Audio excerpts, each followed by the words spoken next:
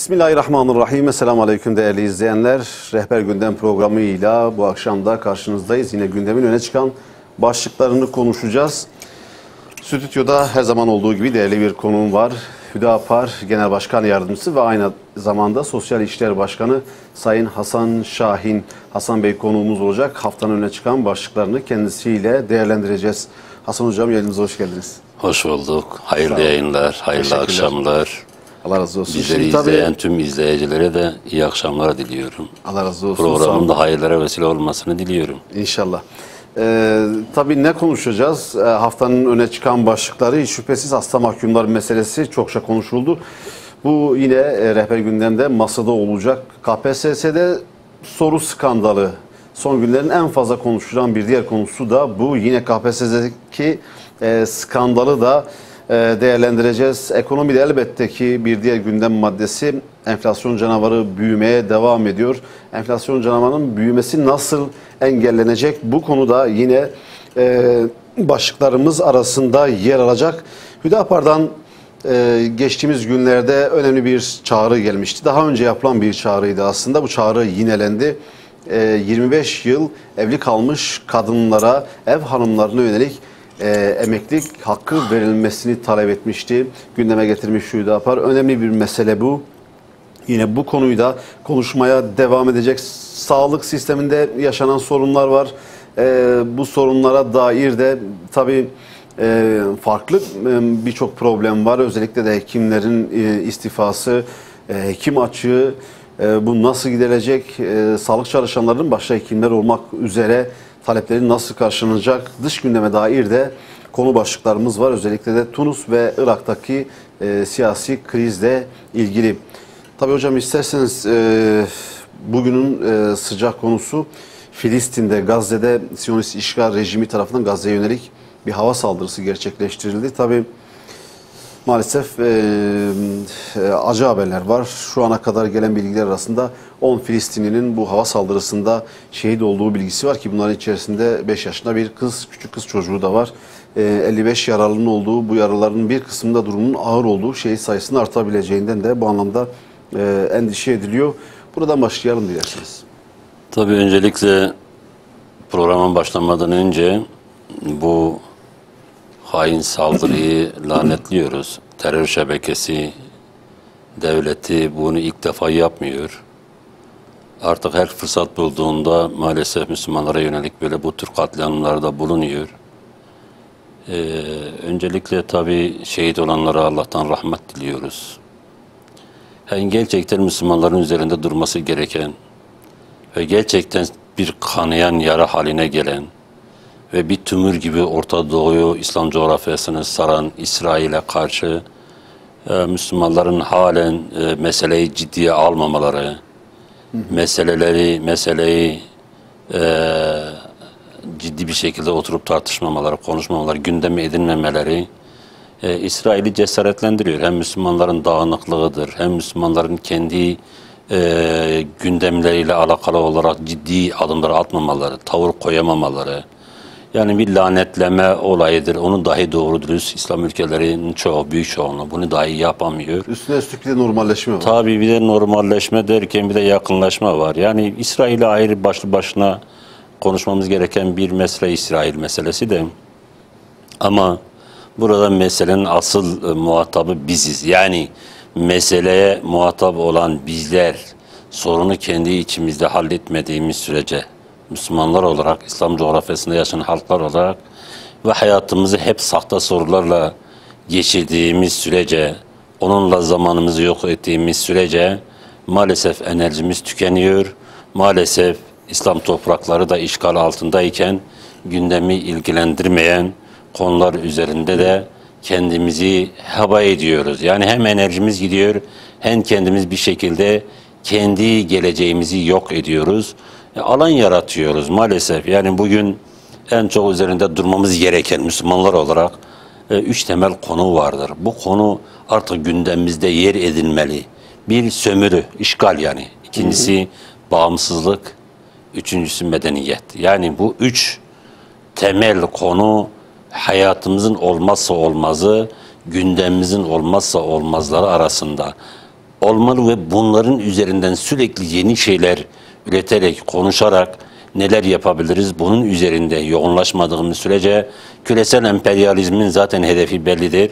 İslam coğrafyasındaki İslam ülkelerinin yönetimlerini, siyasi yapılarını yeniden şekillendirme, bu onların görevleridir.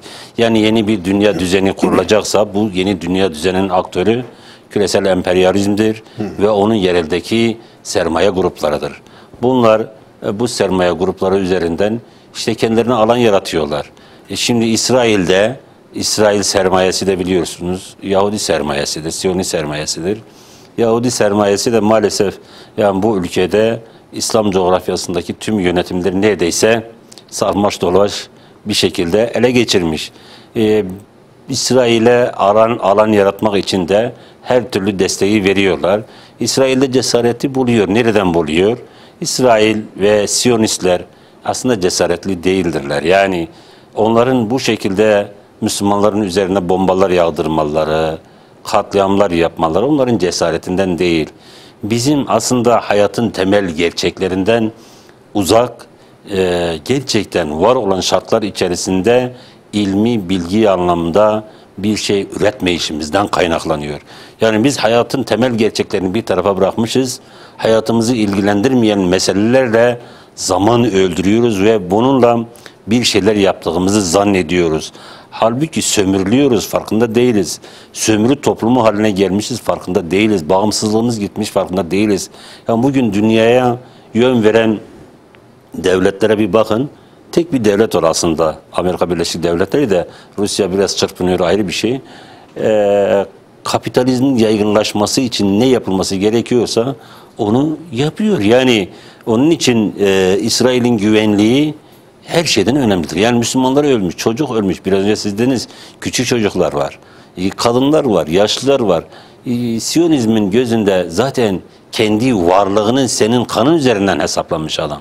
Şimdi kendi varlığını bu şekilde hesaplayan bir anlayıştan ne beklersiniz? Yani çocuk da katledecek, yaşlı da katledecek. Yani insan onun gözünde acaba insan mı? Şimdi burada yani şahsen ben şunu düşünüyorum. Biz Müslüman halklar kendi iç meselelerimizi, iç sorunlarımızı basit meseleler olarak görüp onları bir tarafa itip hakikaten bu ülkeler bir şekilde işgal edilmiş, yeraltı, yerüstü kaynaklarına el konulmuş ve siyaseten yönetim olarak da bir şekilde küresel emperyalizmin egemenliği altına sokulmuşsa Müslümanlar olarak bizler bir siyasi birliktelik nasıl saklayabiliriz? Bırakalım yani birbirimizin mezhebidir, meşrebidir, milliyetidir, dini anlayışı, bak dikkat edin, dini anlayışını dahi söylüyorum. Bunları bir tarafa bırakmamız lazım. Hatta birbirimizin itikadını sorgulama mantığını da bir tarafa bırakacağız. Yani ortada büyük bir tehlike varken, yani gerçekten bütün halkları bir şekilde yok edecek. Şu anda zaten kendi egemenliği altına almış siyaseten. Yani bir iki tane ülke dışında İslam coğrafyasındaki ülkelerin hemen hemen hepsi siyaseten küresel emperyalizmin zaten etkisi alanına girmişler. Küresel emperyalizmi dünyada yöneten de Yahudi sermayesi. Yahudi sermayesi de kimin yanındadır? İsrail'in yanındadır. İsrail gibi büyük bir tehlike varken, Kudüs gibi büyük bir mesele varken bizim halen basit meseleler üzerinden birbirimizin mezhebini, itikadını sorgulamamız yani bana çok gülünç geliyor, çok anlamsız geliyor. Yani hayatı okuyamama gibi geliyor. Onun için buradan çıkışın bir tek yolu vardır. Biz siyasi birlikteliğimizi nasıl sağlayabiliriz? Yani ortak paydalarımız çoktur bizim. Müslümanlar olarak bu ortak paydaların farkına varabilsek, o ortak paydalar üzerinden çok şeyler yapabiliriz. Birliktelikler oluşturabiliriz. Siyasi o anlamda bir araya gelebiliriz. Ama bu birlikteliği birlikte olan konular üzerinde maalesef kafa yormuyoruz. Şimdi kıblemiz birdir. Rabbimiz birdir. Kitabımız birdir. Peygamberimiz birdir. Yetmiyor mu? Yani sadece bunlar yetmiyor mu bizim bir araya gelmemize? Yani bizim bir birliktelik oluşturmamıza bunlar yetmiyor mu? Mezhebi olarak ben farklı düşüneceğim. Dini anlayış olarak sen dini anlayış noktasında başkalarından bir şey almışsın. Öbürü başkalarından almış, ötekisi başkalarından almış. Hatta tarihte gelişmiş olaylar üzerinden birbirini yok etme, kırdırma meselelerini bir tarafa bırakarak bunlar varsa o zaman bu farklılıkları bir tarafa bırakacağız. Öncelikle bu küresel haydutu bu bölgeden çıkarmamız lazım. Bir noktaya da değinmek istiyorum. Özellikle Arap Baharı, belki oraya da geliriz Tunus meselesinde. Arap Baharı ile birlikte hedeflenen birkaç madde vardı. Onlardan biri de İsrail'in güvenliğini çok sağlam temeller üzerine oturtmaktı. İsrail'in şimdi şu anda etrafı, daha önce diyelim Mısır'da İhvan, işte Suriye'de Hamas ve diğer İslami Cihad gibi örgütler çalışıyordu, bir şeyler yapıyorlardı. Ama iş öyle bir noktaya geldi ki İsrail'in etrafında olan, kendisine zarar veren, kendisini etkileyen, rahatsız eden İslami oluşumları, yapıları maalesef Suriye, Arap Baharı üzerinden etkisizleştirdiler. Tasfiye ettiler. Yani burada özellikle sömürü noktasında ciddi adımlar atmamız ve bu konuda gerçekten sıranın bir gün bize de geleceğini hesaplayarak, çünkü hayatta sizin varlığınız eğer sizin iradeniz belirlemiyorsa başkalarının iradeleri sizin kaderinizi belirler. O iradeyi ortaya koymanız lazım. Yani Kudüs meselesini öyle sıradan bir mesele gibi alıp bir tarafa koymak bize hiç yakışmıyor. Yani ümmet gerçeği görmediği müddetçe, bu birliktelikte sağlanmadığı müddetçe bunlar olacak. Yani bu katliamlar da devam edecek. Ölümler de, gözyaşı da, kan da, ızdırap da maalesef bizden eksik kalmayacak. Peki Hasan Hocam, o zaman iş gündemle devam edelim. İş gündemi öne çıkan başlıklar arasında hasta mahkumları meselesi var. 2 hafta önce Adalet Bakanı Bekir Bozdağ Ağrı'da bir açıklama yapmıştı. Hasta mahkumlarla ilgili yeni düzenlemenin yapılacağına dair. Aradan bir hafta geçtikten sonra, 10 gün geçtikten sonra ilk hasta mahkum tahliyesi geldi. Henüz düzenleme yapılmazdan önce geldi bu tahliye. Onun da altını çizmek lazım. 28 Şubat davası hükümlüsü, 28 Şubat darbe sürecinin ana aktörlerinden olan Çevik bir hastalığından dolayı tahliye edildi. Tahliye olunca hasta mahkumlar meselesi güçlü bir şekilde gündeme oturdu. Yıllardır hasta mahkumlar var. Yüzlerce hasta mahkum var cezaevlerinde. Biz de sık sık dile getirmişizdir. İşte kolon kanseri olan Şeyh Musa Avsoy 56 yaşında. Babası da cezaevinde. O da yaşının 80'e dayanmış durumda. O da rahatsızlığından dolayı kendi ihtiyaçlarını gideremeyecek durumda ve onlar gibi niceleri var. Yıllardır onların beklentileri, talepleri neden karşılanmadı hasta mahkumunun? Adaleti biraz burada, biraz hukukun işleyişini konuşmak lazım. Tabii yani Türkiye gibi bir ülkede yaşıyorsanız ve Cumhuriyet'in kuruluşuyla birlikte kendini bu ülkenin sahibi, merkezi olarak gören batılılaşma zihniyetinin insanları sürekli halkın değerlerini öteleyip sürekli kendilerini merkeze alarak, gerektiğinde güç kullanarak ve her 10 yılda 20 yılda bir neredeyse askeri darbelerin yaşandığı bir ülkede yaşıyorsanız orada hukuk veya adaletten bahsetmeniz biraz sıkıntılı olur. Yani hukuk da adalet de niçin vardır? Yani toplumun refahı, huzuru için var. Yani bir hukuk olmazsa olmaz bir toplum için olanlardan bir tanesidir hukuk. Onun için hasta mahkumlar meselesi özellikle dikkat edin, Türkiye'de 1997 28 Şubat'tan sonra 90'lı yılları diyelim. 90'lı yıllarda biz bu bölgede yaşıyoruz. Hani bazı devlet yetkililerinin de sürekli dile getirdiği at izinin it izine karıştığı. Çevik Bir'den bahsettiğiniz için söylüyorum. Çevik Bir ve benzerlerinin o dönemlerde çalıştığı ortamlar belliydi. Batı Çalışma Grubu diye bir şeyler vardı. Yani o dönemlerde sadece Türkiye'nin istihbaratı derin yapısındaki güçler değil, uluslararası İngiliz, Alman, CIA, Mossad, KGB, alın gidin. Yani bütün istihbaratların bir şekilde cirit attığı ve her birisinin kendinin ajandasında bir şeyler oluşturmaya çalıştığı bir dönemde bu bölgede yaşayan insanlar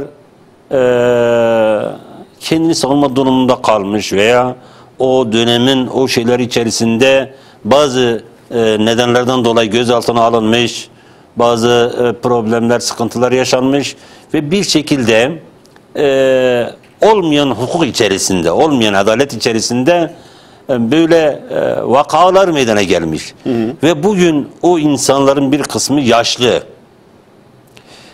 İçeride kendi ihtiyaçlarını gideremeyecek kadar mağdur insanlar. Şimdi yaşlı, hasta olan insanlar için velev ki o suçu işlemiş olsa bile, şimdi insani olarak baktığınız zaman hukuken de, adaleten de, ya bu insanlar buradaysa bunlar ihtiyaçlarını gideremiyor. Bunlar gerçekten oturup da kendi başına bir şey yapamayan bu mağdur insanların bir şekilde burada tutulması insani değil. Kaldı ki şimdi hukuk eğer herkes için varsa, adalet zemin üzerinde oturtulmamışsa bir hukuk herkesin için olmasını beklemek de biraz abestir. Yani Türkiye'deki hukuk sistemi böyledir. Şimdi çevik bir bırakılıyor ama alp suyu bırakılmıyor. Örneğin yani daha önce de Ergenekon meselesinde, balyoz meselesinde bırakılan insanlar oldu. Yani demek ki biraz etiketi olanlar veya arkasında belli bir gücü olanlar veya dışarıdan birilerini temsil eden insanlar, bir şekilde derin yapının içerisinde de birilerine irtibatlanmış olan insanlar bir müddet sonra ya affediliyor ya bırakılıyor ya farklı nedenlerden dolayı bir şeyler yapılıyor. Burada yapılması gereken gerçekten yani ben şunu da yadırgıyorum. Türkiye'de özellikle 1982 yanlış değilsem rakamlarda 1982'den sonraki cumhurbaşkanlarına baktığın zaman 450 tane hasta mahkum bir şekilde tahliye edilmiş. 450'ye yakın yuvarlak rakam söylüyorum.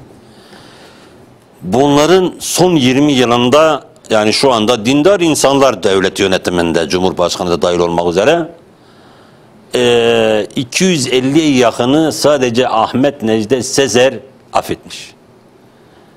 Ya rakamları yuvarlak söylüyorum. Yani Cumhurbaşkanı Erdoğan döneminde 9, Abdullah Gül döneminde, Sayın Abdullah Gül döneminde de 26, 27 yani o civarda bir rakam söz konusu.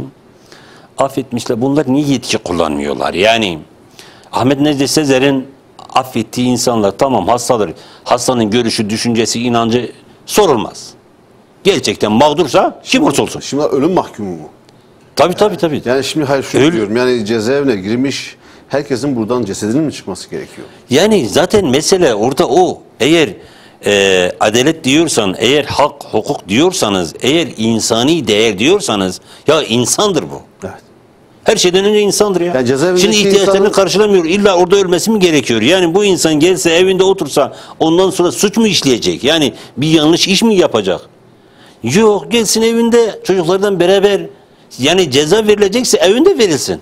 Yani bunun yöntemleri çoktur. Yani yargıda yapmak isteseler de bu çoktur. Ama benim yadırgadım dediğim şey yani gerçekten yani Cumhurbaşkanları bunları görmesi lazım. Ama şu da var yani Türkiye'de kurumlar biliyorsun ciddi sıkıntılı, problemli kurumlardır bazı kurumlar. Mesela adli tıp bir türlü rapor vermez. Neden? Çünkü siyasi güçlerin bir şekilde egemen olduğu bir kurum. Yani siyasetin ve derin yapıların oranın üzerinde ciddi hesaplarının olduğu ve orayı ciddi bir şekilde bugüne kadar mesela şahit olduğumuz çok olaylar var. Adam gerçekten hastadır ya. Gerçekten kanser hastasıdır. Gerçekten bir şey var ama gidiyor oradan sağlam raporu geliyor. Öte taraftan adamın hiçbir şeyi yoktur. Gidiyor oradan bir bakıyorsun hasta raporu işte elverişli değildir raporu çıkıyor. Yani bu tür şeyler var oldukça gerçekten bu işler nasıl halledilir bilemem. Yalnız şöyle bir zihinsel deney var. Onu da söyleyelim geçelim kısaca. Bir toplum için gerekli olan 4 şey. Toplumda olmazsa olmazdır. Diyor bir uçak bir adaya zorunlu iniş yapmak zorunda kalıyor. Oraya indikten sonra bir şekilde medeni toplumdan irtibatı kesiliyor. Şimdi o insanlar orada inmiş. 350 tane insan. Zihinsel bir deney. Bu insanlar indikten sonra hiçbir taraftan irtibat kuramayacağını anladıktan sonra ne yapacaklar? Öncelikle bir şekilde barınma, kendini vahşi saldırılardan korumak için bir barınma ihtiyaçları olacak değil mi? Barınma ihtiyacını giderdiler mi? Bir beslenme ihtiyaçları olacak. Beslenmek için diyelim o şartlar içerisinde avlanmadır, bitkilerden yararlanmadır, onunla uğraşacak. Tabii bunlar olunca bir de eğitim olacak. Yani bir şekilde insanların yetişmesi olacak. Bütün bunlar yerine gelse, bir şey eksik kalsa orada toplumsal barış, huzur olmaz. O da hukuk. Diyor o insanlar orada bir araya gelecek. Kendi şartlarını oluşturacak, istişare yapacaklar. Yani biz burada birlikte yaşayacaksak o zaman uyacağımız bazı kurallar olacak. Yoksa birbirimizden kavga edebiliriz. Birbirinden anlaşmazlıklarımız olacak. O zaman problem yaşayacağız. Onun için bir toplumda insanların suya, havaya ne kadar ihtiyacı varsa hukuka da adalete o kadar ihtiyacı vardır. Hiçbir zaman hukuk kişiye göre değil, toplumun geneline, toplumun gerçekten barış içerisinde, kardeşlik içerisinde yaşamasını sağlayan adalet yapısı üzerinden inşa edilmesi gerektiğine O zaman şunu inanıyorum. diyebiliriz. Çevik bile gösterilen hassasiyet Aynen. diğer hasta mahkumlara da bir örnek gösterilmeli. Aynen. Peki Sayın Başkan, tabii gündemin bir diğer önemli konusu da KPSS'deki skandal. Evet. Geçtiğimiz hafta sonu 2022 KPSS yapıldı. Sonrasındaki günlerde sosyal medyada bir iddia ortaya atıldı. Neydi bu iddia? İşte bir yayın evinde, soru kitapçıklarında daha önce yayınlanmış, basılmış kimi soruların, ki 20 ve 20'den fazla sorunun KPSS'de de ortaya çıktığı iddialar bu yöndeki, hala araştırmalar da devam ediyor. ÖSYM hemen arkasından açıklama yaptı, dedi ki böyle bir şey yok, iddiaları reddetti. Ertesi gün Cumhurbaşkanı Erdoğan ÖSYM Başkanı'nı görevden aldı. Yeni ÖSYM Başkanı atandı. Devlet Denetleme Kurulu işin içerisine girdi. Soruşturma, inceleme, suç duyurusu derken süreç hala devam ediyor. ÖSYM ve KPSS'lerle ilgili daha önce de farklı iddialar gündeme gelmişti. Şu an olup biten ne? Siz nasıl tanımlıyorsunuz bunu? Evet, yani gerçekten bu ülkenin en önemli meselelerden bir tanesi eğitim meselesidir. Özellikle sınavlar konusu başlı başına incelenmesi gerekir diye düşünüyorum. Bu konuda ben şahsen şuna inanıyorum. Yani eğitim sistemindeki sınav mantığı mutlaka ama mutlaka sorgulanmalı. Başlı başına bir konudur bu. Tartışılmalıdır. Yani Türkiye'de şu anda var olan sınav sistemi ve neredeyse her 10 güne bir gün sınavlara ayrıldığı bir ülkede sınav sistemini mutlaka soruşturulması gerektiği kanaatini taşıyorum. Fakat bu son gelişmelerle ilgili şunu söyleyebilirim. Yani bunun siyasi ayağı vardır. İşin ayrı bir tarafı ama devam eden bir soruşturma da var. O soruşturma gerçekten derinlemesine ne kadar gidecek ve ne kadar alanı kapsayacak onu bekliyoruz şu anda. Fakat ülke insanların kaderi, gençlerimizin kaderi bu olmamalı. Yani yıllarca emek veriyor, çalışıyor ama bu eleştirilebilir. Yani insanın kaderini getir 3 saatte yerleştir de orada bir sınavdan kaderini belirle, o ayrı bir şey, değil mi ya? Evet. Sınav tartışılır, ayrı bir olay. Ama var olan bir realite, bir gerçek vardır. Çocuk çalışıyor, tam iş belli bir noktaya kadar gelecek, sınava girecek. Sınavda da bir bakıyorsunuz, daha önce de yaşandı ki bundan dolayı FETÖ'nün sadece 2010-2011 yılı KPSS sınavında saldığı sınav soruları 260 bin vatandaşı mağdur etti. Ve bundan dolayı şu anda yargılanan insanlar, ceza alan insanlar var. Evet. Şimdi bu sadece FETÖ meselesinde, FETÖ döneminde değil. Daha önceki dönemlerde ben de bir eğitimciyim. Ben de öğretmenlik yaptım. 28-30 yıl öğretmenlik yaptım. Şimdi biz az çok bazı şeyleri alanda görüyoruz, biliyoruz. Şimdi daha önceden de siyasi erkler, yani Türkiye'de cidden eleştirilmesi gereken konulardan biri de budur. Yani siyasi ideolojik yapılar bir şekilde devletin kademesine bir kendi yandaşlarını, yakınlarını yerleştirmek için hep başvurdukları şey bu sınav. Sınavda sorular çalınıyor, götürülüyordu. Şimdi de böyle bir şaibe var, böyle bir durum var. Ama Türkiye'de Aslan Hocam bu ya hep oldu. Yani hep oldu, evet. Şimdi polislik sınavı sorun var. KPSS sorun var. Üniversite sınavı. İşte askeri. Sınavı. Yani askeri her sınavda, her sınav şaibeli olur mu? İddialar, her sınavla ilgili iddialar ortaya atılır mı? Ve bu iddialar da maalesef sonradan gerçek çıkıyor işte. Şimdi bir de işin daha vahim tarafı, ben şahsen soruların nasıl hazırlandığını da çok iyi biliyorum. Yani ne kadar zor şartlar içerisinde soruların hazırlandığını, ekiplerin, komisyonların nasıl oluşturulduğunu, o kozmik bilgisayarların nasıl oluşturulduğunu, oraya soruların nasıl yüklendiğini, yani oradan o soruların dışarı sızması imkansız. O zaman birileri bu soruları alıp götürüyor ve birileri bir başkalarından anlaşıyor mu? Şimdi çok fazla şaibe var. Ha, bu şaibeleri gidermek devletin işi. Şu anda bir operasyon yapılmış, devam ediyor ama burada dikkat edilmesi gereken Türkiye'nin kaderinde bu hep olmuş. İşte onu, Artık bir şekilde diyelim ki 2016 yılı milat alalım ya. Milat. Diyelim ki milat olarak kabul ettik. 2016'dan bugün gelinen noktada bakıyorsun yine aynı yöntem. Yani birileri acaba halen bu yöntemi kullanarak dershaneler üzerinden veya farklı eğitim kurumları üzerinden farklı şeylerin hesabını mı yapıyor? Oraların üzerinden bir kar hesabı mı var? Veya oraların üzerinden farklı alanlara insanları götürme mantığı mı var? Yani bütün bu şaibelerin bir şekilde sorgulanması lazım. Ancak emek çok önemlidir. Yani çocuklarımızın kaderiyle kimsenin oynama hakkı yoktur. Yani burada sadece bir ÖSYM başkanının görevden alınması, evet bu güzel bir şey. Yani tamam. Kendisinin tabii iddialar var. Kendisini ispat etmesi lazım. Ama olmadı. Cumhurbaşkanı görevden aldı. Türkiye'de bu gelenek de yoktur. Yani sadece milli eğitimde değil, hiçbir alanda yok. Yani insanlar ölür, onlarca insan şeyin altında kalır. Bir krom ocağında veya bir kömür ocağında kalır onlarca kişinin hatası şey yok. Kimse istifa etme veya kimse sorumluluğu almaz. Sorumluluğu hep gider birisinin üzerinde yığılır. O bir kişi gider cezasını çeker çıkar. Burada öyle olmamalı. Madem ki istifa etmiş bu insan, yani istifa ettirildi ve bu meselenin üzerine ciddi bir şekilde gidilmeli ve bu sadece bugün has değil. Yani bundan sonra da aynı şeylerin olacağı hesabı yapılarak bir Türkiye'deki sınav sistemi, eğitim sistemi, eğitim yapısı ciddi bir şekilde ele alınmalı ve yeniden sorgulanıp eğitim sistemi yeniden A'dan Z'ye değiştirilecekse değiştirilir. Yapılması gerekenler de yapılmalı. Aksi halde çocuklarımızın emeği getiriliyor bir noktada birkaç tane insanın veya bir yayın evinin veya başka bir kurumun 3-5 kuruş para kazanmasına feda edilirse o gençlerimizin, o çocuklarımızın geleceği de kararacak. O gençlerimizin artık bu saatten sonra siz şimdi kaç gün sonra tekrar sınav yapacaksınız. Evet. İnsanlar ne kadar güvenecek bu sınavlara? Bir veli olarak siz ne kadar güveneceksiniz? Ben ne kadar güveneceğim? O sorulardan tekrar... Bu güven duygusunun da yitirilmesi önemli. Çok önemli tabii. Yani gençlerde bu çok daha önemli. Velilerde önemlidir ama gençler şu andan, şu aşamadan sonra yani bazıları işte siyasi olarak işte bu seçim yaklaştı, seçim zamanıdır, ekonomik krizdir.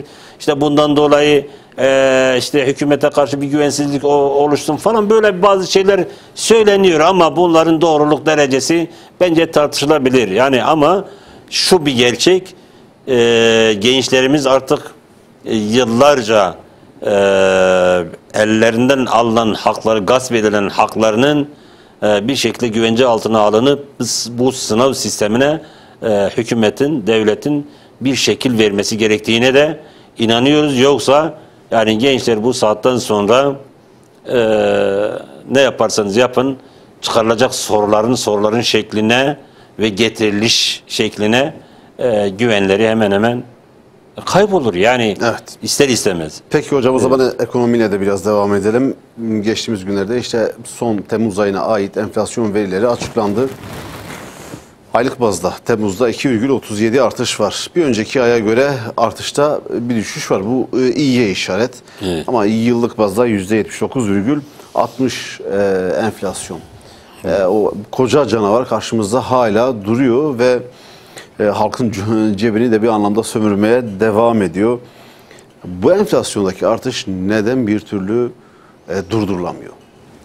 Şimdi tabii enflasyondaki artış neden durdurulamıyor? Bunun iki tane temel nedeni vardır. Yani içten kaynaklanan nedenler vardır. Dıştan kaynaklanan nedenler vardır. Yani şimdi siz dıştan kaynaklanan nedenlere her şeyi bağlarsanız o zaman siz işte yoksunuz demektir. Hı hı. Doğrudur. Yani şimdi dıştan kaynaklanan temel nedenler var. Şunu hepimiz biliyoruz. Devleti yöneten kadrolar da biliyorlar. Yani bugün küreselleşen, globalleşen dünyada sermayenin kimin elinde olduğunu fazla anlatmaya gerek yok. Herkes biliyor. Yani sermaye kimin elindedir? Uluslararası kapitalist sistemin elindedir. Yani emperyalizmin elindedir. Şimdi sistem onların elindeyse onlar bunu döndürecek. Onlar da bu kapitalizmin nasıl döndürüleceğini çok iyi biliyorlar. Halkların elindeki ekmeği, parayı nasıl alacağının hesabını çok iyi biliyorlar. Bütün bu hesapları yaparken herhalde senin yüzüne gözüne aşık değiller. Yani bir yerde bir sermaye oluşturacaklarsa o sermayeden senin halkın istifade etsin diye yapmıyorlar. Oradan kendi kazançlarına ne kadar daha fazla kazanç ekleyebilirler. Onun hesabını yapıyorlar. Yani bunun bilinmemesi imkansız. Bunu herkes biliyor. Buna karşı böyle bir şey varsa o zaman sizin de ciddi önlemler almanız lazım. Kendi iktisat programınız yoksa, kendi ekonomiye dair ciddi planlarınız yoksa, bir tarım ülkesiyseniz, halen buğdaya muhtaç oluyorsanız, bir hayvancılığın en fazla yetiştirildiği bir bölgede, bir coğrafyada, bir ülkede yaşıyorsanız, halen et dışarıdan ithal ediyorsanız, ya oturup kendi kendinizi sorgulamanız lazım. Eğer işteki meseleleri siz ciddi manada sorgulamaz, yani üretim diyoruz ya, üretimi artıralım, üretimi artıralım. Şimdi kapitalist sistem öyle bir yapmış ki senin ürettiğin şeyi çok daha ucuza mal ediyor ve senin alanında da maalesef üretim alanına müdahale ediyor ve tüketimi de artırıcı alanlar oluşturuyor. Sen tükettikçe o kazanıyor. Sen tükettikçe o kazanıyor bir şekilde. Bütün bunlar varken içeriden sizin yapmanız gereken, evet, kapitalist faiz sistemi öncelikle sorgulayacaksın kardeşim. Paradan para kazanma yöntemini ciddi manada sorgulamanız lazım. Bunu sorgulayabilecek siyasi gücünüz yoksa, iktisadi gücünüz yoksa, askeri gücünüz yoksa, o zaman oturup bunları oluşturacaksınız. Bu güç unsurlarını bir şekilde tamamlamanız lazım. Eğer bunlar yerinde değilse o zaman siz ekonominizi güçlendiremezsiniz. Birileri sürekli bir yerden müdahale edecek. Enflasyon yükseldi. Hani bundan birkaç yıl önce diyordu, şöyle bir söz sürekli tekrarlanıyordu. Eğer enflasyon veya kriz gelirse bizim ülkemizi teğet geçer. Geçmiyormuş meğer. Teğet geçmiyor. Bu sefer geçmedi. Geçmez, yarın da geçmeyebilir. Öbürsü günde niye? Bu siyasi anlayış, bu iktisadi ekonomi anlayışı olduğu sürece, hani biraz önce başta söyledim ya, 3 şey çok önemlidir. Sömürü, medeniyet, bağımsızlık. Ve bunların üzerinde ciddi manada çalışmalar olmazsa sizin ekonominiz bağımsız bir yapıya kavuşmaz. Siyasetiniz bağımsız bir yapıya kavuşmaz. Kendi siyasi geleceğinizi kendi iradeniz belirlemiyorsa o zaman ciddi sıkıntılar yaşarsınız. Yani bugün de, yarın da, öbürsü günde. Ama biz her şeyimizi dışa bağımlı hale getiriyoruz. Arkasından diyoruz ki niye kriz yaşıyoruz? Niye enflasyon yükseliyor? Niye milletin alım gücü düşüyor? O zaman üretmeniz lazım yani. Şimdi siz az önce paradan para kazanan bir sistemin olduğunu söylediniz. Bugün açıklanan yeni bir veri var. Bankaların ilk 6 aylık kar oranı falan açıklanmıştı. %400. Evet. %400 para kazanma. Evet. Yani burada en önemli şeylerden biri de üretimden bahsediyoruz ya. Sürekli üretimi artıralım diyoruz. Güzel de üretimi artırırken üretimden elde ettiğin malı değerlendirecek yerlerinizin de olması lazım. Yani siz şeker pancarı üretecekseniz o zaman şeker fabrikası ve imalat yerleriniz olacak. Sebze yetiştirecekseniz veya hayvansal ürünleri elde etmek için çabalayacaksanız o zaman onların değerlendirileceği imalathaneden başlayıp üretim yerlerine kadar her şeyini oluşturmanız lazım. Bunlar oluşturulmadığı müddetçe adam üretiyor. Doğrudur. Yani alın bugün gidin köylüye deyin ki işte bütün tarlalarınızı, arazilerinizi ekin. Girdileri çıktıları hesaplıyor adam. Çıktıya bakıyor, girdini karşılamıyor.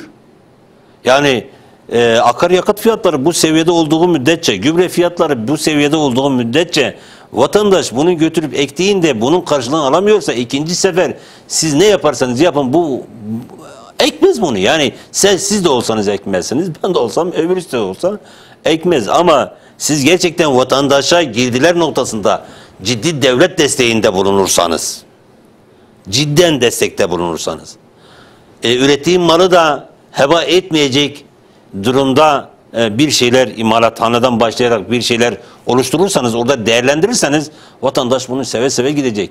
Yapacak. İkinci bir şey daha var. Üretimi kim yapar? genelde kırsal kesim yapıyor değil mi? Türkiye'de bugün kırsal kesimin nüfusu ne kadar? %6. Geçmiş yıllara göre çok az. %60 yani geçmiş yıllar dediğimiz bundan 5-10 sene önce kırsal kesim Türkiye nüfusunun %60'ın 65'ini oluşturuyordu. Üretimi onları yapıyorlardı.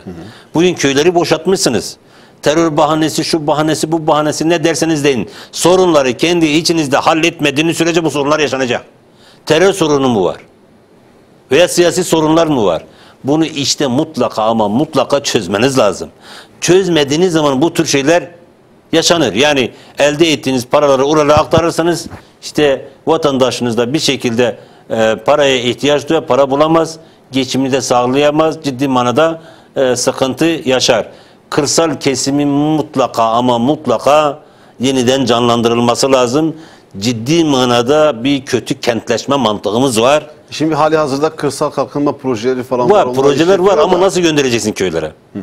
Köylere nasıl göndereceksin? Yani köyden çıkan devlet da köye nasıl yerleştirecek? nasıl göndereceksin? Rahavete alışmış insanlar bir şekilde.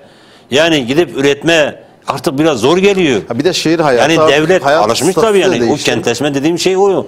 Şimdi o insanlar gidip orada bir şeyler eğer gerçekten üretmek istiyorsanız o insanların farklı alternatifleri sunmanız lazım devlet olarak.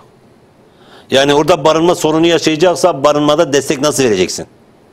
Eğer oradaki arazisini işletecekse araziyi nasıl işletecek? O konuda ciddi manada planlamalar yapmanız lazım. Yani bizim ülkemizin de en büyük problemlerden biri de bu planlamadır.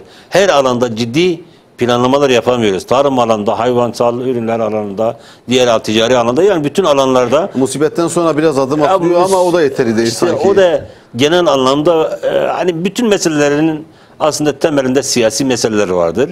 Siyasi meseleleri devlet çözmediği sürece bu diğer meseleler de rahat rahat çözülemiyor. Peki Ne hocam. ekonomi ne diğerleri. Zamanı Buyurun da geçin. önemli değerlendirmek istiyorum.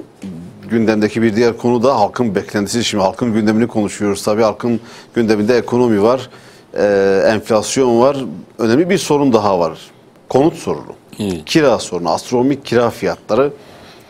Cumhurbaşkanı Erdoğan'ın geçtiğimiz işte hafta başı daha doğrusu hafta başında kabine toplantısı sonrası açıklama yapması bekleniyordu bu sosyal konutlarla ilgili. Ama net şeyler söylemedi. Biraz sürece bıraktı. Çalışmaların devam ettiğini söyledi. Şimdi sosyal konut projeleriyle kiraların düşeceğini, konut sorununun kısmen de olsa azalacağı iddia ediliyor, ileri sürülüyor. Piyasada sektör kaynakları temsilcileri de evet bu anlamda bir adım atılabilirse olumlu katkısı olacak diyor. Sizin partinizin daha önce yapmış olduğu çağrı vardı. Şimdi kulisler 150 bin, 81 ilde 150 bin konuttan bahsediyor ama siz bunun yetersiz olduğunu daha önce ifade etmiştiniz. Bu süreç sosyal devlet kendini burada nasıl göstermeli? Bu süreç nasıl işletilmeli? Şimdi yani gerçekten bu kira meselesi Türkiye'nin şu anda en can yakıcı meselelerden biri. Yani bugün bir kira şehir merkezinde 2 milyar, 2,5 milyar yani diyelim Diyarbakır, Elazığ gibi yerlerde geçiyor. Yani şimdi asgari ücret ne kadar? 5500 son 2000 lirasını kiraya verdiğin zaman 3000 liradan bu insan nasıl geçinecek? Şimdi bahsettiğiniz şeylerde 4000'e dayandı kiralar. Tabii. Yani şimdi şöyle bir gerçeklik var.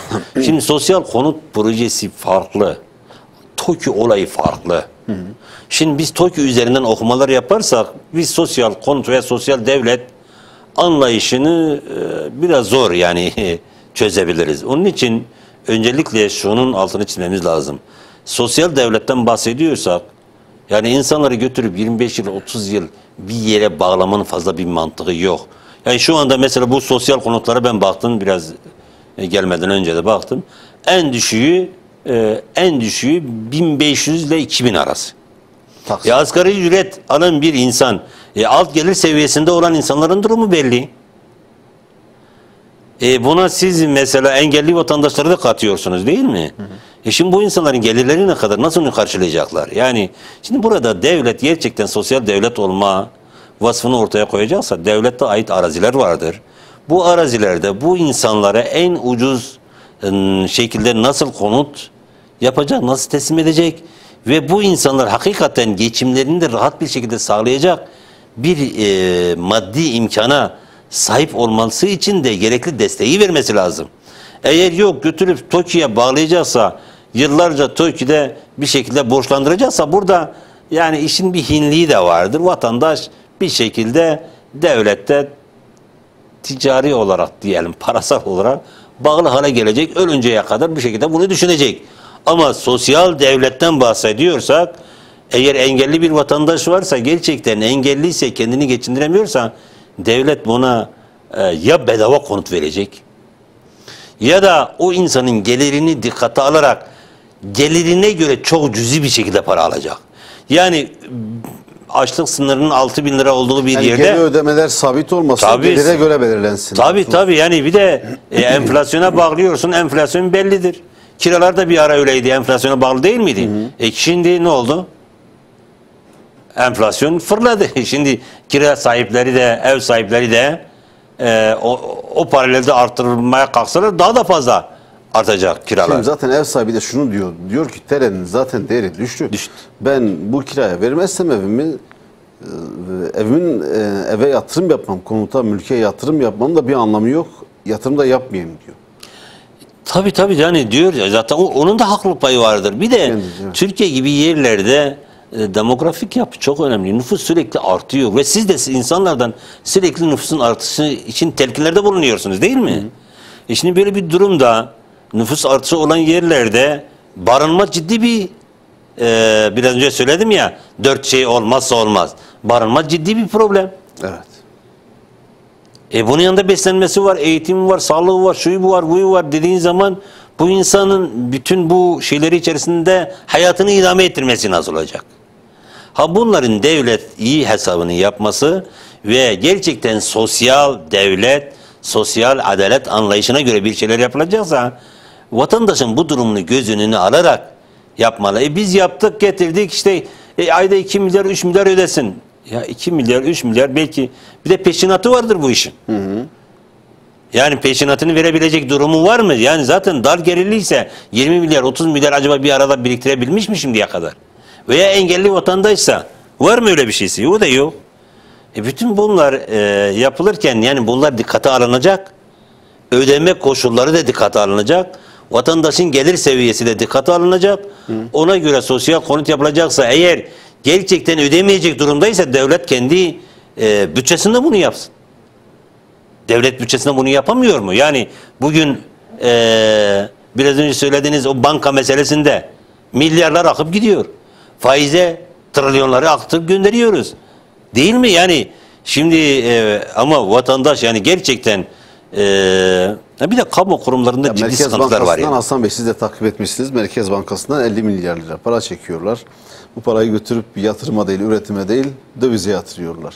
Yani böyle bir ülkede yaşıyoruz. Bu gerçekte maalesef var. Bir de şu gerçeği unutmayalım. Yani bugün ekonomiden bahsediyoruz. Devlet israfından, kamu israfından bir bahsedin. Metruk halde bırakılan devlet kurumları var, daireleri var. Yani yıkılmaya mahkum edilmiş. Siz onları alıp dar gelirli ailelere bedava bir şekilde tahsis edemez misiniz? Yani çok yerde görüyoruz, biz geziyoruz, dolaşıyoruz. Yani belediye binaları metruk halde. Yani yeni bir belediye binası yapılacaksa veya orası diyelim beldeydi, ilçe oldu veya beldelikten düştü, belediye binası veya başka bir kurum binası orada olduğu gibi bekliyor. Yani Milli Eğitim'e ait bir okulsa orada bekletiliyor. Siz onu ufak bir parayla çok güzel tamir edip yani bu dar gelirli ailelere bedava dahi verebiliyorsunuz.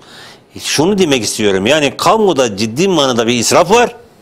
Bu israfın önüne geçilirse gerçekten ihtiyacı olan konut alınamayacak, barınma ihtiyacını gideremeyecek kişilere devlet çok rahatlıkla bu imkanlarını sağlayabilir, yapabilir. Bu devlet, sosyal devlet olmanın da O zaman gereğidir. sosyal devleti konuşuyor olsak, geçtiğimiz günlerde Sayın Genel Başkan Zekeriya Yapıcıoğlu'nun bir kez daha gündeme getirdiği evli kalmış, 25 yıl evli kalmış kadınlara yönelik emeklilik çağrısı vardı. Hükümete daha önceden yapmıştı.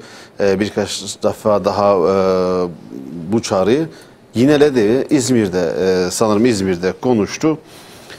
Israr ediyorsunuz. Bu konuda ısrar ediyorsunuz. Türkiye'de bence gündemin ilk sırasına çıkması gereken bir mesele, önemli bir mesele. kadının güçlenmesi, ailenin güçlenmesi adına. Sizce hükümet tarafından bu bir karşılık görecek mi? Nasıl olur? 25 yıllık evli kalmış ev hanımlara emeklilik hakkı verilir mi Türkiye'de? Şimdi karşılık bulur mu? Kamuoyunda bir şey var, karşılık buldu elbette. Bulacak. Yani kamuoyunun takdirine bırakılmış. Sivil toplum kuruluşları bunları tartışsın.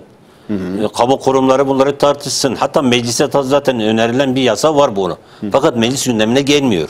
Yani meclis gündemine taşınsın, konuşulsun, tartışılsın. Şimdi bunu niye gündeme getirdi Genel Başkanımız? Şimdi özellikle aile üzerinde ciddi oyunlar oynanıyor. Yani kapitalist dünya sisteminde kapitalizmin kendi önünde engel gördüğü en önemli mesele ailedir. Aileyi dağıtacak, dağıttığı zaman tüketim alanları çoğalacak. Tüketim alanları çoğalınca da kendi ürettiği malları rahatlıkla pazarlayacak, satacak ve kendi parasına para katacak. Şimdi ailesiz toplum düşüncesi var ya, yani özellikle 2. Dünya Savaşı'ndan sonra bunu şeyine fazla girmek istemiyorum ama özellikle ailesiz toplum yaratma düşüncesi, oluşturma düşüncesi hızlı bir şekilde yaygınlaştırılıyor. Yani bu sapkınlıkların da sürekli gelişmesi de temelinde budur. Aileyi tamamen yok etme anlayışıdır. Bu aileyi yok etme projesinden dolayı toplumda ciddi sıkıntılar, bu İstanbul Sözleşmesi falan bu tür şeyler de var. Şimdi böyle bir durumda aile kurumunu güçlendirmemiz lazım. Bizim medeniyetimizin en önemli 3 tane ayağı var. Ailedir, medresedir, camidir. Yani eğitim kurumudur, toplumsal, sosyal yapı için camidir. Şimdi bunun güçlenmesi gerekiyor. Ailenin güçlenmesi de kime bağlı? Aile bireylerine bağlıdır. Siz aile bireylerini güçlendirmek istiyorsanız o zaman bir şekilde ev hanımlarına böyle bir şey öneriyoruz. Diyoruz ki eğer siz güçlü bir toplum istiyorsanız, eğer siz toplumun gelecekte gerçekten kendi varlığını idame etmesini istiyorsanız, bu toplumun değerleriyle birlikte dünya sahnesinde yer almasını istiyorsanız, medeniyet değeriniz olan aileyi güçlendirmeniz, kuvvetlendirmeniz gerekiyor. Bunun için de ev hanımlığı meselesini mutlaka gündeme alıp meslek olarak. Siz ev hanımlarını çalışan kadın olarak görüyorsunuz. Meslek tabii yani bir meslek olarak görüyoruz. Çünkü nesil yetiştiriyor. Tabii yani nesil yetiştiriyor. Yani neslin ötesinde de bir şeyler var. Yani eğer ailede bir düzen sağlanacaksa, ailede bir birliktelik olacaksa o hanımın orada yaptığı şeyleri göz ardı edemezsiniz. Ve gerçekten topluma bir şekilde şekil verecek. Hatta bu okul öncesi eğitimler var ya, okul öncesi eğitimde şu anda ağırlık verilmeye başlandı. Daha önce ben yine buradaydı, gündeme getirdim. Okul öncesinde de aynı yöntem uygulanabilir. Şimdi üniversiteyi bitirmiş, pedagojik formasyon almış, gerçekten eğitimden haberdar olan ama bir şekilde devlet bürokrasisinde yer almayan kadınlar eğer evde çocuklarıyla ilgilenmek istiyorsa, çocukların yetiştirmek istiyorsa devlet bunlar için bir proje geliştirsin. Ve bir ücret versin. Bu aynı zamanda toplumsal gelişmeye de katkıdır. Evlilik meselesinde de böyledir. Şimdi boşanmalarda ciddi sıkıntılar var değil mi? Toplumsal cinnet meselesinde çok ciddi problemler var. Yine zararlı alışkanlıklar üzerinde çok ciddi sıkıntı problemler var. Şimdi bunlar bu sosyal kriz ortadayken şunu da söyleyeyim. Yani ülkede şu anda en çok konuşulan meselelerden biri ekonomik kriz değil mi? Evet. Oysa ki ekonomik kriz uygulanabilecek bir iktisat programıyla rahatlıkla düzeltilebilir. Ama sosyal ve insani kriz rahat çözülemez. Bakın 100 yıldır batılılaşma adına toplumda öyle sosyal yaralar açıldı ki bugün düzeltemiyoruz. Sosyal yaralar rahat kapanmıyor. Siz eğer toplumda bu sosyal yaraların açılmasını istemiyorsanız işi aileden başlayın, aile kurumundan başlayın. Özellikle feminist hareketlerin karşı çıktığı aile kurumu özellikle kendileri şunu iddia ediyorlar, bireyselleşme. Evet. Diyor ki bireye hitap et. Aile kurumunu değil, bireyi koruma için. Yani aynı evin içerisinde, aynı çatının altında yaşayacak ama aile olmayacak. Bunun neyi söylediğimi herhalde anladınız. Yani birliktelikleri olacak, gayrimeşru birliktelikleri de olacak. Ama aile olmayacak. Aile olmadığı zaman yarın öbürsü gün bunlar çok rahatlıkla ayrılacak, çok rahatlıkla dağılıp gidecek. Onun için aileyi güçlendirmek istiyorsak partimizin, genel başkanımızın Türkiye gündemine taşıdığı bu 25 yıl evlilik meselesini devletin en üst kademesinden bürokraside görev yapan tüm yetkililer ve sivil toplum kuruluşları işi ciddiye alsın. İnanın aile bizim medeniyetimizdir. Geleceğimizdir. Aile çünkü bizim inancımız aileyle başlamış. Eğer bunu koruyamadığımız zaman, eğer bunu gerçekten korumak için de ciddi adımlar atmadığımız zaman çok ciddi problemlerden karşı karşıya kalacağız ve maalesef zaten Batı'nın sömürüsü her tarafı işgal etmiş. Aileyi de yok edip gönderiyor. Hasan Bey, o zaman şunu söyleyebiliriz özetle, araya da gitmem gerekiyor. Yani ifsat projeleriyle kadın aileden koparılmak isteniyor. Daha fazla çaba harcayarak kadının ailenin merkezinde kalması gerekiyor. Yani projeleri hem eğitim üzerinden hem sosyal yapı üzerinden, yani aile sosyal yapı derken aile üzerinden ciddi bir şekilde bilinçli olarak yapılıyor. Evet. Yani temel nedenini de söyledim. Yani kapitalizmin aslında hedefi budur. Yani kendisinin önündeki en büyük engel 1948'den sonra, yani İkinci Dünya Savaşı'ndan sonra hedefledikleri şey de budur. Yani bizim önümüzdeki en büyük engel ailedir. Peki araya gidelim o zaman. Onun için bizim de önümüzde en büyük mesele ailedir. Aileyi korumadır, sosyal yapıyı korumadır. Bunun için herkes üzerine düşen görevi, sorumluluğu yapmalı. Yok aksi halde ileride oluşabilecek yıkımın altında hepimiz kalırız. Peki, teşekkürler. Değerli izleyenler, kısa bir araya gideceğiz. Aradan sonra saat başına tekrar buradayız.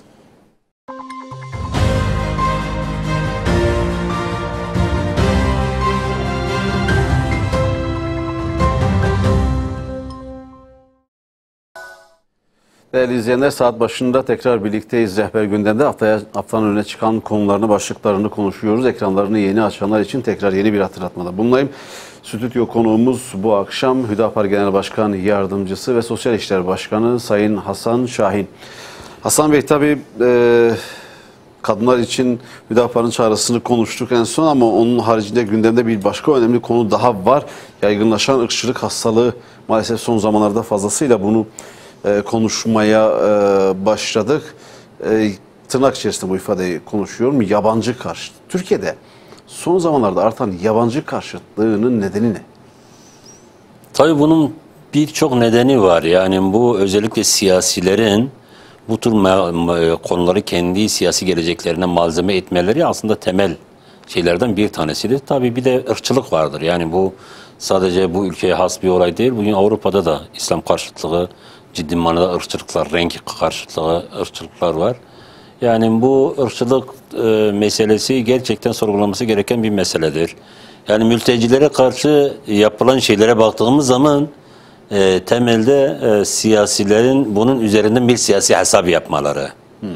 Son dönemlerde özellikle ülkemizde yani bir siyasi gelecek hesabı olan bazı kesimler veya siyasi partiler özellikle bunun üzerinden birkaç tane oy hesabı yaparak ileride bir koltuk elde etme veya siyasi bir gelecek elde etme tabii. Bu cidden sorgulanması gereken bir şeydir ama çok tehlikeli bir şey. Bir kaostur bu. Bir kaos yaratılıyor. Yani düşünün dışarıdan gelen insanlar halde kendi keyiflerinden buraya gelmemişler. Yani şimdi ülkede ciddi bir sıkıntı, bir problem var. Burada yaşanan problemden dolayı, sıkıntıdan dolayı, şu nedenlerden, bu nedenlerden dolayı özellikle Suriye'den veya Afganistan'dan gelen insanlara bakın. Oradaki Müslümanlar genelde kendi isteklerin dışında küresel emperyalizmin oluşturduğu zemin içerisinde bir şekilde debelenen insanların ayakları altında kalmış. Bir şekilde ülkelerini terk etmek zorunda kalmış ve buraya gelmiş. Ama özellikle dikkat edin Suriyelilere karşı, yani dışarıdan gelenlere diyoruz ama özellikle Suriyelilere karşı, Afganlara karşı, özellikle İslam ülkelerinden gelen insanlara karşı böyle ciddi bir şey var. Yani Yunanistan'dan gelmiş olsaydı, Bulgaristan'dan, Ukrayna'dan, şuradan buradan gelen insanlar aynı tavır, aynı tepki, aynı şey gösterilecek miydi? Yani bunlar cidden düşündürücü şeylerdir. Onun için Yani siyasilerimiz kaos ortamı yaratacak söylemlerden mutlaka ama mutlaka kaçınmaları lazım. Irkçılık bir ateisttir. Irkçılık bir kaostur. Bir hastalıktır. Bu herkese eğer ortaya çıkarsa herkese bulaşır. Bir de bunun yaratacağı sosyal fay hatlarındaki kırıklık söz konusu olacak. Yani öyle bir yapıyoruz ki Suriye'den gelen insanlarla buradaki insanların neredeyse çatışmasını zemin hazırlıyoruz. Düşmanlıkları körüklüyoruz. Kin nefreti arttırıyoruz. Şimdi geçenlerde İstanbul'da hani bu sokağa daha yansıdı. Sokak röportajlarında bir tane çocuğa küçük yani böyle genç bir çocuk küçük kaç yaşındaydı siz de izlediniz. Hı hı. Yani bu mülteciler üzerinden bazı şeyler söylenince dedi ki ya ben insanım insan. Yani bize karşı yürüttüğünüz bu kin, nefret, düşmanlık neden?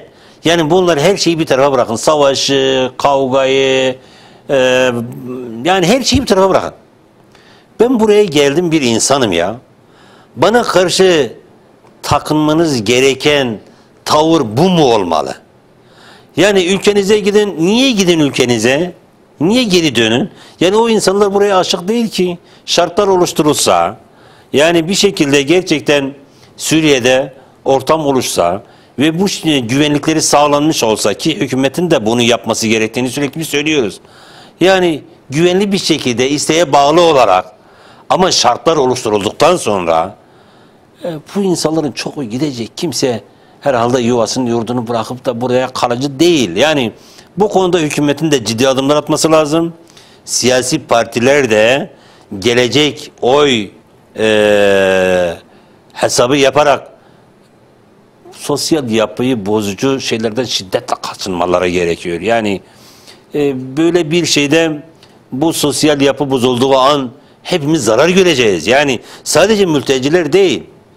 Yani öyle bir yapıyoruz ki artık yani dışarıdan gelen birileri bizim de insanlarımız dışarıda var. Avrupa'da Türkler yok mu? Şimdi şunun da unutulmaması lazım. Aslında siz özellikle az önce vurguladınız. Hususen İslam coğrafyasından gelmiş olanlara karşı bir tepkisellik geliştirilmeye çalışılıyor. Tabii herhalde birileri şunu unutuyor. Bu işte bazı siyasilerden bahsettiğiniz isimleri lazım değil. Ben de pek vermek istemiyorum. Çanakkale'yi unutuyorlar herhalde. Pakistan'dan, Irak'tan, Suriye'den gelip de İslam topraklarını savunan o insanlar herhalde unutuyorlar. Onlar da Suriyeli, Iraklı, Pakistanlı, Afganistanlıydı. Şimdi bazen işte niçin bunları söylüyorsunuz dedikleri zaman yani birileri kendini bu ülkenin efendisi görüyor. Merkezde görüyor, merkezde. Hı hı. Kendisinin dışında yani bu cumhuriyetin sahibi, işte sistemin sahibi, ülkenin sahibi kendileri merkezde kendilerinin dışında kalan herkesi kenarda görmeye çalışıyorlar. Ya etnisite olarak da böyledir, dini anlayış olarak da, dini inanç olarak da böyledir.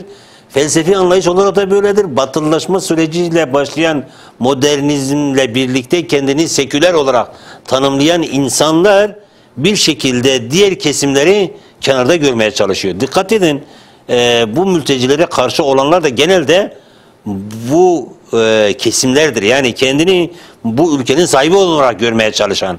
Oysa ki ülkenin sahipleri kenardakilerdir. Evet. Çanakkale'de de bunlar böyle. Kenardaki insanlardı. Bugün de öyledir. Dikkat edin, zor şartlarda gidip çalışan, askerlikten tutun her alana kadar kenarda kabul etmedikleri, belki tepeden baktıkları insanlar, o insanlar o zor işlerin içinde. Kendileri başka yerlerde saltanat sürerler. Onun için bir lokma ekmek meselesi değildir bu. Bu aslında açıkça söyleyelim. Yani kimse kimseyi kandırmasın. Bunların kini, nefreti İslam'adır, dinedir. Yani bu insanların da bir tek suçu var. Suriyeli olmak, Afganistanlı olmak veya başka bir Yemenli olmak mesele değil. Yani Müslümandır bu insanlar. Eksiği, hatası, yanlışı, şuyu buyla. İsmi Müslümandır ya. Bunların tahammül edemedikleri noktada burasıdır. Bundan dolayı bu tür şeylerin bedeli ağırdır. Yani sosyal çatışma zemininin olduğu yerlerde kimse huzurlu yaşayamaz. Peki o zaman diğer bir konu başlığımıza geçmek istiyorum. Sağlık sektöründe de sorun var. Hep sorunları konuşuyoruz zaten. Evet. Keşke sevindirici birçok haber olsaydı da onları değerlendirmiş olsaydık. Maalesef öyle bir durum, öyle bir gerçeklik de yok. Hekimler istifa etmeye devam ediyor. Hastanelerde hekim açığı fazlasıyla var. Şimdi öteden beri sağlık çalışanları, başta hekimler olmak üzere özlük haklarının geliştirilmesi noktasında talepleri var. Ancak bu taleplerin karşılanması noktasında da eksiklikler var. Evet, hükümetin bazı çalışmaları yok mu var ama sektör, sağlık sektörü bunu yeterli bulmuyor. Hekimler nasıl elde tutulacak? Şimdi ben sosyal işlerden sorumlu başkan yardımcısı olarak da daha önce gündem değerlendirmesine bunları aldık, konuştuk. Türkiye'nin şu anda en önemli meselelerden bir tanesi de sağlıktır. Yani ciddi sorunlar yaşanıyor. Yani şimdi hekimlerin istifa edip son bir ay, 2 ay içerisinde 250-300 tane hekim istifa edip yurt dışına gitti. Yani şimdi hekimlerin istifa etmesi, hekimlerin görevi bırakması meselesi ciddi şekilde tartışılmalı, konuşulmalı. Tabii sağlık sorunları yok mu?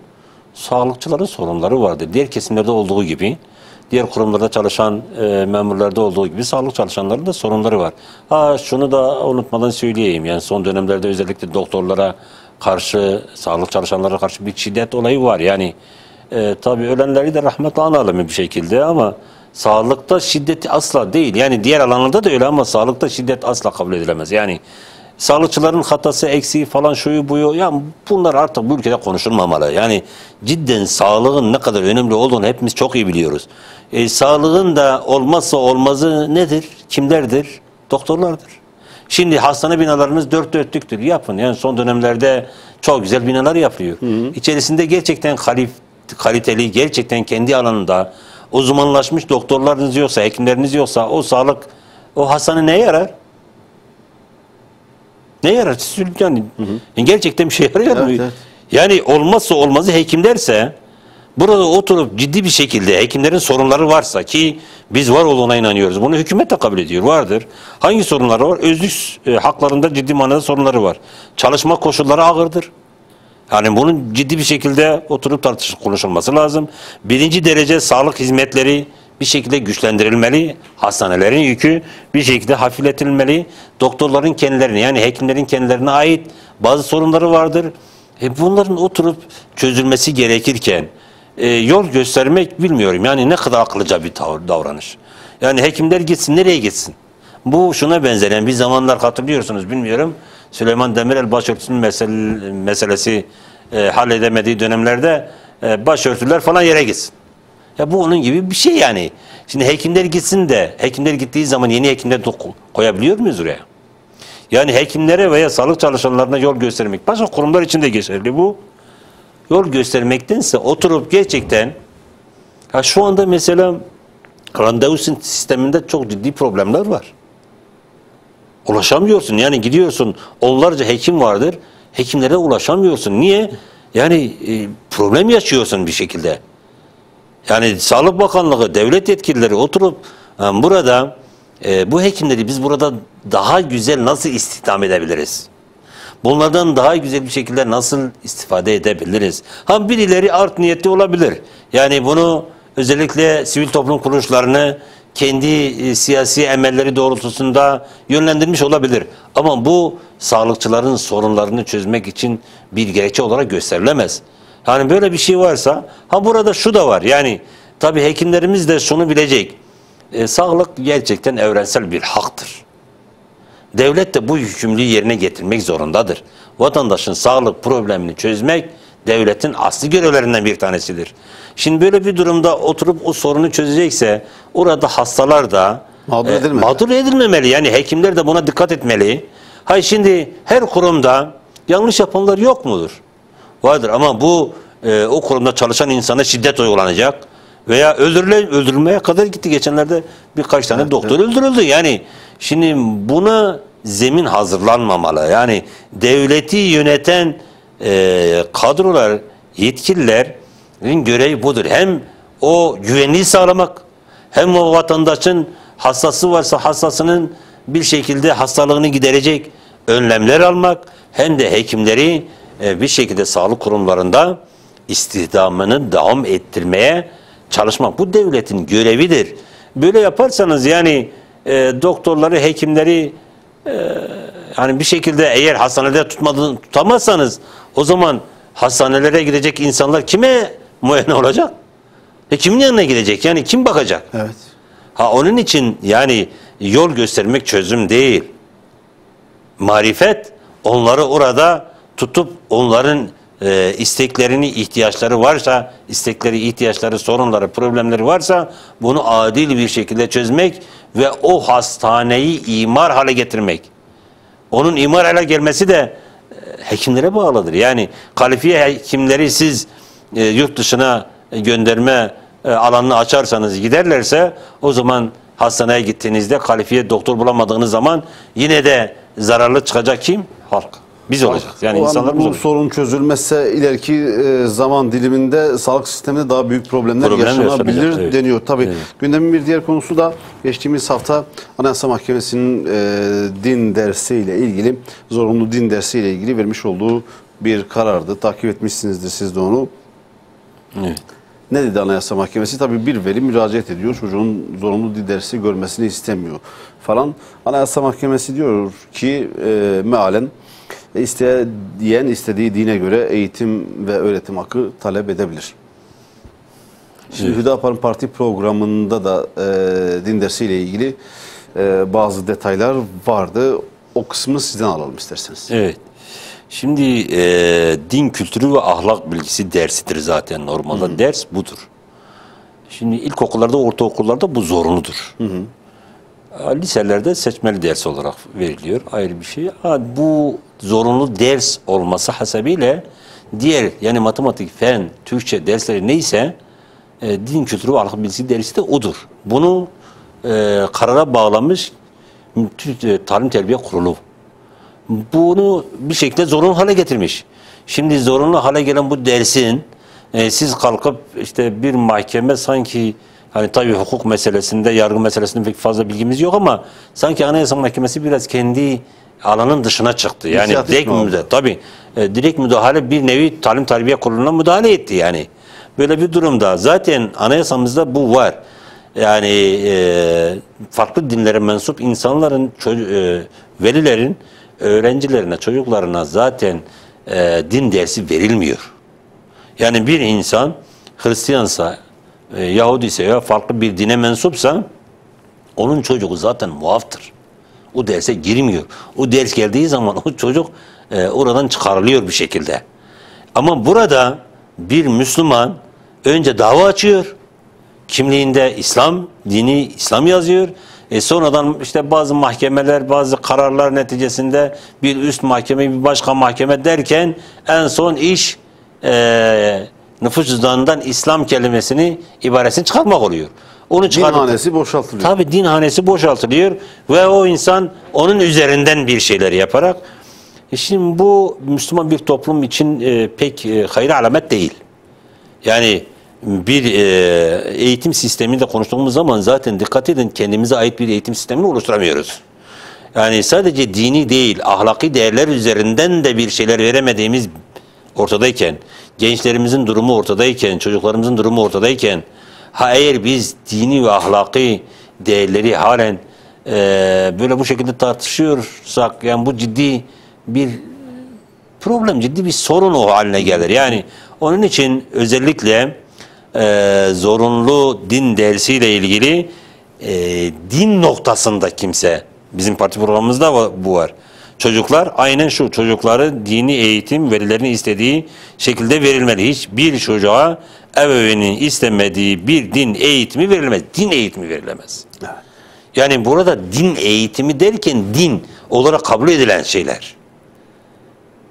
Bu Hristiyanlıktır, Yahudiliktir, İslam'dır, şudur. Yani bu dinler noktasında kimseyi zorlayamazsınız.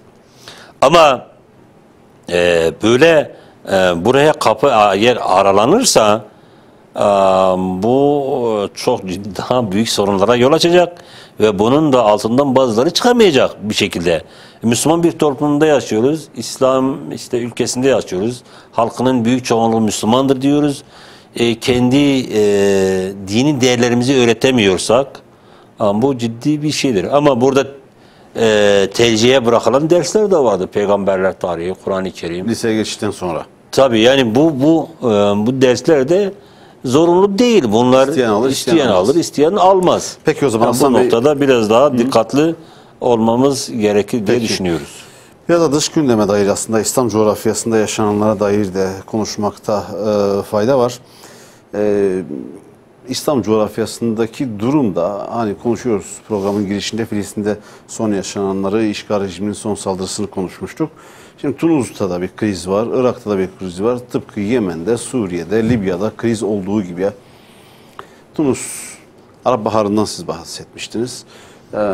Tunus bir krizde, siyasi bir kriz yaşıyor, bir kaos hali var. Sivil bir darbe yapmış olan öyle nitelendiriliyor. Çünkü Cumhurbaşkanı Kays Said yeni bir anayasa taslağı hazırladı. Bunu da referanduma götürdü ki halkın büyük çoğunluğu referanduma katılmadı. %27 dolaylarında bir katılım oldu. Tunus nereye doğru sürükleniyor? Ve o anayasa taslağını da muhakkak incelemişsinizdir. Özellikle de İslami endişelerin, Müslüman kesimin endişelerinin ortaya çıktığı, ayyuka çıktığı bir şeydi. Bir taslak İslam ibaresi tamamen çıkarılıyor anayasadan. Evet. Anayasadan çıkarılıyor. Şimdi tabii Tunus özelinde konuşuyoruz. Aslında Orta Doğu coğrafyasının tümünün bir nevi örneği. Yani Arap Baharı dedikleri Arap zehirlenmesinin olduğu, Orta Doğu'nun yeniden şekillenmeye çalışıldığı, İslam ülkelerindeki siyasi yapılanmaların yeniden dizayn edildiği o döneme bakmak lazım. Nerede başlamıştı Arap zehirlenmesi olayı? Tunus'ta değil mi? Bir genç kendini yakmıştı. Ne adına? Hak ve özgürlükler adına. Peki Tunus'ta gelinen noktada hak ve özgürlükler hangi aşamaya geldi? Bakın otoriter bir yapı daha da kendini güçlendirmek için bir anayasa hazırlıyor. Ve anayasadaki tüm yetkileri kendine arıyor, kendine topluyor. Cumhurbaşkanı. Tabii. Yasamayı, yargıyı, yürütmeyi komple bu referandumda halkın önüne sürdüğü anayasada kendi yetkisi altına alıyor. Şimdi tamamen otoriter bir yapı daha da güçlendiriliyor. Bu Tunus genelinde. Kays bin Said üzerine konuşuyorum. Mısır'da farklı bir durum mu var? Aynı. Yani o dönemde işte Arap Baharı üzerinden toplumların yeniden şekillenmesi, yeniden bir siyasi yapının oluşması meselesinde Tunus'taki bu durum diğer ülkelere sıçradı. Geldi Suriye'ye. Meğer ki küresel emperyalist güçler Orta Doğu'nun üzerinden hesap yaparken yeraltı, yerüstü kaynaklarını sürekli söylüyoruz ya. Siyasi yapılanmaları yeniden şekillendirecekler. Kendilerine bağımlı otoriter olan insanları bir şekilde iktidara taşıyacaklar. Ve onların üzerinden o ülke halklarını sömürüyorlardı. Daha da sömürmeye devam edecekler. Yani burada gerçekten üzerine durulması gereken noktalardan bir tanesi de bu demokrasi dedikleri, seçim dedikleri şeyler var ya. Bunların ciddi manada sorgulanması gerekiyor. Halkın %27'si sandığa gidiyor. Halkın %27'si. Geriye kalan %70'i nerede? Bizde de öyle oldu. Yani 80 Anayasası, Kenan Evren Anayasası dedikleri anayasa halka götürüldüğü zaman nasıl götürüldüğünü çok iyi biliyoruz. Şimdi böyle bir anayasanın varlığı ve yokluğu fazla bir anlam ifade etmiyor. Ama Tunus genelinde İslam coğrafyasındaki tüm ülkelerdeki bu otoriter yapıların, toparlayalım hocam, diktatörlüklerin yeniden başa gelmesi için Suriye'de de bu düşünülüyor, Yemen'de de bu düşünülüyor, diğer ülkelerde düşünülüyor ki Irak'ta da zaten bu daha fazlasıyla düşünülüyor ama Irak'ın hem etnisite hem dini, mezhepsel hem dini anlayış noktasındaki farklı mozaiğe sahip olması biraz daha farklılık arz ediyor. Yani buradan şunu söyleyelim. İslam coğrafyasındaki halklar kendi siyasi iradelerini mutlaka ortaya koyacak adımlar atmalı. Siyasette varlıklarını güçlendirmeli. Siyasetten çekilmeden güçlü bir şekilde kendi varlıklarını hissettirmeli ve yönetimde kendileri bulunmalı. Yani birileri işte seçimi getirdi önüne koydu, seç dediği zaman hayır. Ben şu şekilde değil, bu şekilde seçebilmeliyim. Eğer bu yapılmazsa bu diktatörler üzerinden daha çok sömürü alanı yaratılır ve halklar her yönüyle daha fazla sömürülür ve biz her geçen gün değerlerimizden biraz daha uzaklaştırılır ve sömürü toplumu haline gelmiş oluruz. Bunun bedelini de hepimiz ödeyeceğiz. Peki. Hasan Bey çok çok teşekkür ediyoruz. Vakit ayırdınız, uzun yoldan geldiniz, programımıza katkı sundunuz. Ben teşekkür ederim bu imkanı sağladığınız için. Tekrardan herkese iyi akşamlar diliyorum. Özellikle Genel Başkanımızın o 25 yıl evlilik meselesinin kamuoyunda ciddi manada sivil toplum kuruluşlarında, devlet yetkililer kurumlarında ciddi manada tartışılması gerektiğine de inanıyoruz. Bu bizim geleceğimiz açısından önemlidir. Aile yapımız açısından önemlidir. İnşallah karşılık bulur diye İnşallah düşünüyoruz. diyoruz biz de çünkü önemli bir proje. Evet. Değerli izleyenler, bu akşam da rehber gündemi noktalıyoruz. Gündemin öne çıkan başlıklarını, konularını konuştuk. Önümüzdeki hafta farklı bir konuk ve konu başlıklarıyla tekrar karşınızda olmak umuduyla Allah'a emanet olun.